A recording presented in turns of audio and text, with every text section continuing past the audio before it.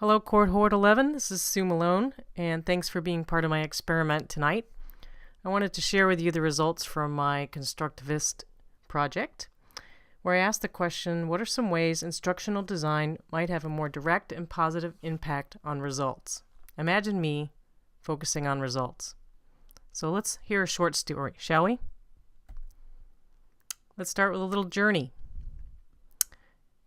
Here's the story of training that might start like this. From a boss, hey, we need some training on X. To which a happy trainer might reply, okay, cool. And then we go about our business, making things, doing things, making materials, and such. Meanwhile, the real business world exists out there somewhere. Let's continue. We create some really cool stuff, like some classroom training, instructor-led, some wicked cool e-learning, or, even better, some blended learning. We do our deeds in terms of evaluation, give out some smiley sheets, we take a test, make sure everyone can learn everything that we've told them they needed to learn, and off we go on our journey back to the real world. Uh-oh. Something's hit us. The cliff. That's that place when we leave the door of the classroom and realize that nothing is coming with us. It's a sad journey indeed. And then we attempt to test our progress in what we've done. Mr. Kirkpatrick, in his 50 years of wisdom that he's bestowed on us as trainers, has given us the level 1 happy sheet, which we've had much practice with. And we do pretty well with the happy sheets in our training world. We very often administer our tests to make sure people learned what we told them they should learn. And often we do fairly well in this regard. But here comes the cliff again. And those very, very elusive levels 3 and the ultra elusive level 4 exist somewhere beyond the abyss, and most of us are on a chase to find them. What to do as an instructional designer? Well, where does training happen? Where does learning occur? Here is that beautiful pile that we create. We spend more than 80% of our resources making these things, yet, to no surprise, the estimates are 5 to 20% of all that work serves us in the real work world. And there we are, the real business world, where at all estimates today in all the current journals, the numbers are 70 to 80% of learning occurs informally in real world environments. Interesting. Yet again, another question for us as instructional designers. Where are we spending our time? I want to offer you, this time in our world right now is a beautiful confluence of several factors. Let's talk about them real quick. The first of one is, in general, instructional design skills, which we've been at this for a while.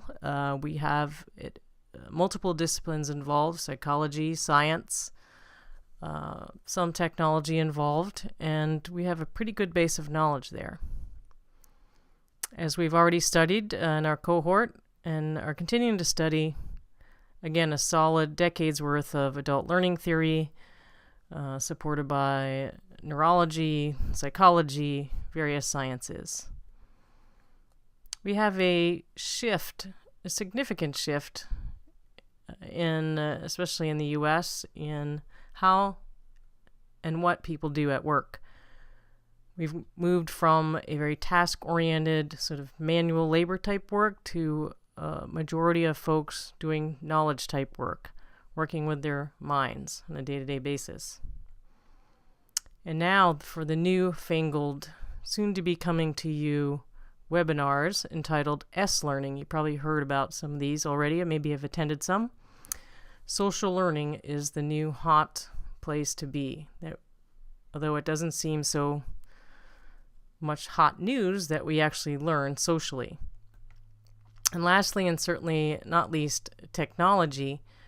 As we know, if you look back even 5 years ago, the introduction of said Apple products and others have very significantly changed how all of us and our children and our grandmas are learning these days. It's a great, great, beautiful confluence. Here's why. I think we're at a tipping point. You know, we've been in the status quo of objectivist learning, where it's defined for us. Things are very much in control of trainers. This was built really off of Taylorism and the Industrial Revolution and all those ways that we also managed people. We also trained them that way, and it was easy to replicate, measure butts in seats, etc. The tipping point is this lens of, I believe, constructivism, due to all the things we talked about on the previous slide. Knowledge creation is what folks do now at their seats and with their groups and in their pods. A lot more autonomy in their work, and certainly collaboration. We're at the point where a shift, I think, is going to happen. Now, this isn't new news. Some folks have made what I would call a half leap. So we have our cliff, we've got the abyss, and some results we want on the other side. Some of those half leaps look like this. Some of you may be familiar with these in your workplaces, performance support systems. But again, those systems are really accountability controls. They're tracking mechanisms. They're ways to poke people and give them reminders and track things that they're doing. It's very much a bureaucratic type system, though at least a half a leap.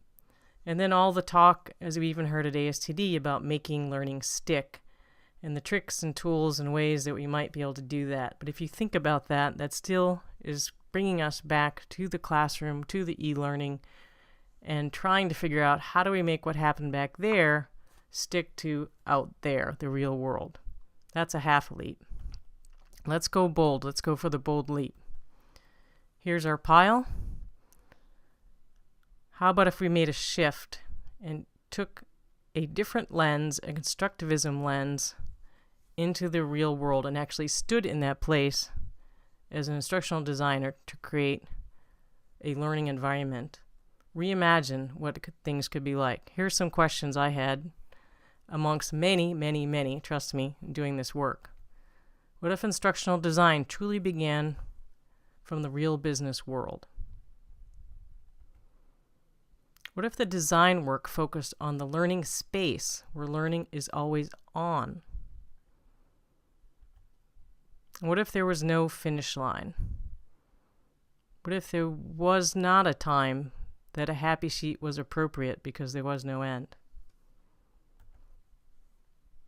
Now I offer you this, the new blended drink, if you will. The real business world plus a constructivist instructional design thinking and doing. What would that do for us? It would generate some serious results, even more serious. And I think results that we don't even think are possible. There's a lot more to learn. In fact, I'm going to get back to that learning right now. But I hope you've enjoyed my story. I certainly have enjoyed this project.